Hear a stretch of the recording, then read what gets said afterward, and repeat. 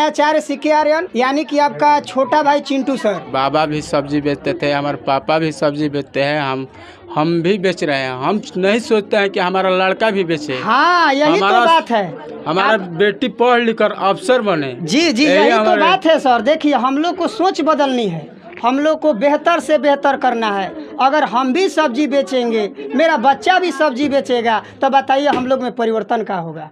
नहीं ना होगा। हम सबसे पहले अंजलि से जानेंगे कि अंजलि का सफलता का राज क्या रहा। सबसे श्रेय मेरे माता पिता और मेरे सर को जाता है और मेरे पूरे परिवार को जाता है, जिन्होंने मेरी सफलता के लिए काफ़ी कड़ी मेहनत की है। पर ना कोई थर्ड आता है और ना ही। हाँ, तो आप कितना घंटा पढ़ी है? 8 से 10 घंटे पढ़ते थे डेली। आपको बताना चाहेंगे कि विद्या ही एक ऐसी आती है, विद्या परमो धर्म। अगर आप गरीब घर जन्म ले लिए हैं भाई, अगर गरीब घर अब जन्म ले लिए तो गरीब में जीना मत सोचिए। इसलिए आप लोग शिक्षा रखिए और शिक्षा से आप लोग उन्नत स्थान प्राप्त कीजिए। सर, सबसे पहले तो आपको रन भारत में हार्दिक स्वागत है। पहले मैं आपका भी स्वागत करता हूं और आपके चैनल का भी स्वागत करता हूं। जी 95। बहुत अच्छा। देखो तो बोले ना कि 100 में 100% लाते हैं, यानी कि 95%, यानी कि बताइए मैथ में 90% लाई है। प्रकृत संख्या किसको बोलेंगे? गिनती को प्रकृत संख्या कहते हैं। बहुत सुंदर। देखो, जिसका नंबर 95% है तो बच्चा बताइए कि नहीं बताएगा, यानी कि गिनती की संख्या को हम लोग क्या बोलेंगे? प्रकृत संख्या बोलेंगे ना।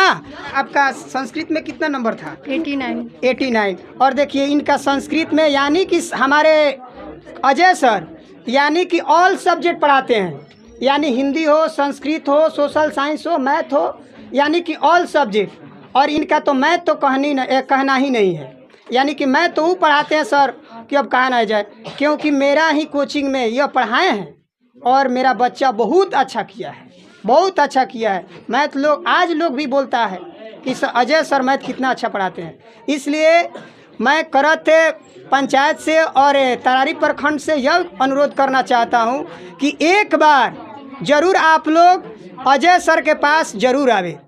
देखिए, हम आपको बता दें कि जहाँ पर सच्चाइयाँ होती है, जहाँ पर कड़वी बातें होती है, वहाँ पर पढ़ाई ज़रूर होता है। हम इनमें देखे हैं कि कड़वी बातें करेंगे लेकिन अच्छा पढ़ाते हैं, है ना सर?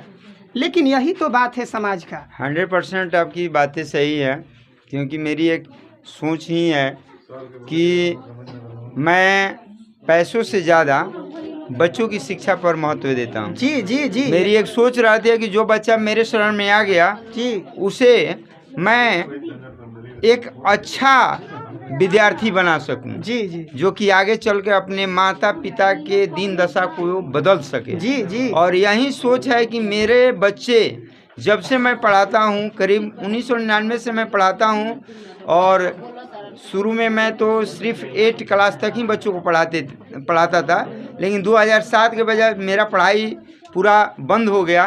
तो 2007 के बाद मैं मैट्रिक के बच्चों को पढ़ाना शुरू किया हूं, और आज तक मेरे बच्चे स्कूल टॉपर की तो गिनती ही नहीं है। 2007 से लेकर अगर आप देखिएगा तो हर वर्ष स्कूल टॉपर बच्चा रहता है।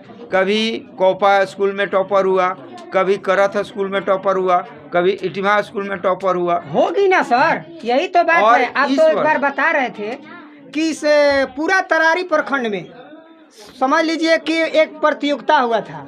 उस प्रतियोगिता में यानी कि करत, जेठवार, यानी कि उधर हसन बाजार, इधर जितना भी इलाका पड़ता है, सारे इलाके से मतलब यही बच्ची का मतलब साइकिल प्राप्त की। अब बताइए कि इसके अंदर क्वालिटी होगा तब ना, क्वालिटी है। इसके बारे में 2 शब्द हम बताना चाहेंगे। जो प्रखंड स्तरीय नहीं, अदर डिस्ट्रिक्ट के भी बच्चे उसमें शामिल थे, इसलिए मैं तो प्रखंड स्तरीय नहीं बोलूँगा, क्योंकि वो पूरे बिहार के लिए कंपटीशन था। जितने डिस्ट्रिक्ट के बच्चे आ पाए उतने बच्चों का उसमें एडमिशन हुआ, और उन लोगों को परीक्षा देने का मौका दिया गया था, जिसमें रोहतास से भी बच्चे थे और भोजपुर से भी थे। केवल तरारी ही प्रखंड के नहीं, बल्कि विक्रमगंज, हसन बाजार और भी कितने जगहों से बच्चे आए थे। और वह कंपटीशन करथ के नवजुवक बच्चों के द्वारा ही रखा गया था, जो कि 2 बार ये कंपटीशन हो चुका है, जिसमें पहला बार जो कंपटीशन हुआ था उसमें भी अंजलि कुमारी अपना चौथा रैंक लाई थी। टॉप 10 में इसका चौथा रैंक था। यही अंजलि कुमारी है जो कि करथ में जो स्टेट लेवल का जो लोग कंपटीशन लेते हैं नौजवान संघ के द्वारा कि गांव के बच्चों को हम लोग जांचें कि बच्चा कौन कैसा है मेरा, या जवार के या डिस्ट्रिक्ट लेवल पर जो भी बच्चे उसमें शामिल होते हैं उनका फॉर्म ऑनलाइन रहता है। जी जी, सबसे तो पहले जो भी भाई लोग यानी कि जो भी भैया लोग टेस्ट लेते हैं उनके लिए तो सबसे पहले मैं धन्यवाद करूंगा कि जो कि उस शिक्षा को जगा रहे हैं। मैं उस बच्चे को बुलाना चाहता हूं जो कि लोग बार बार टेस्ट लेते हैं और आगे भी ये प्रक्रिया चलती रहेगी करथ में, चाहे बिहार का हो या बिहार से अदर स्टेट के बच्चे भी ऑनलाइन उसमें फार्म भर सकते हैं। ये लोग टेस्ट लेते हैं करथ में, और करथ से यहाँ पर बहुत बच्चा का जमौड़ा लगा होता है जो कि 1 भी रुपया नहीं लेते हैं। हम इन लोग से बात करेंगे। आप बताइए कि आप लोग का उद्देश्य क्या होता है?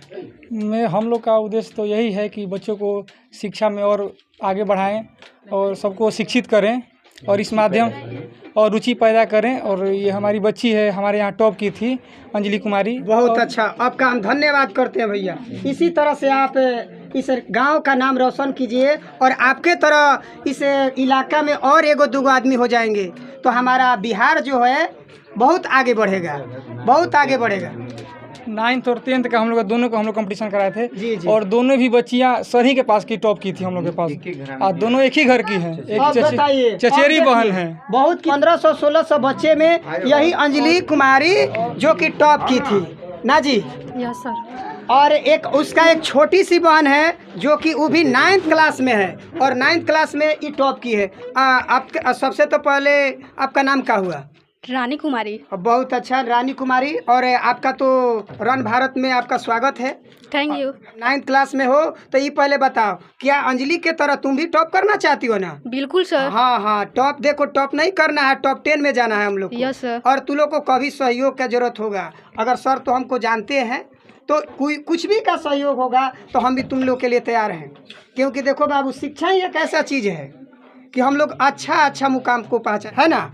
देखो भीमराव अम्बेडकर जी है, भीमराव अम्बेडकर जी के पास अगर शिक्षा नहीं होता तो संविधान लिखते नहीं लिखते। और बताइए कि वह गरीब परिवार से होकर कहाँ पर पहुँचे, है ना सर जी। टॉप 10 में नंबर 1 पर अपना स्थान प्राप्त की थी और दोनों साइकिल प्राइज वितरण हुआ था जिसमें अपना प्रथम प्राइज साइकिल दोनों हासिल की थी।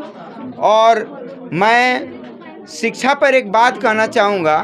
APJ अब्दुल कलाम की एक बात है जो दिल को छू जाता है। शिक्षा से संबंधित उन्होंने कहा है, शिक्षा उस शेरनी का दूध है, शिक्षा उस शेरनी का दूध है जो जितना पिएगा उतना ही दहाड़ेगा। जी, जिसके लिए तालियां हो।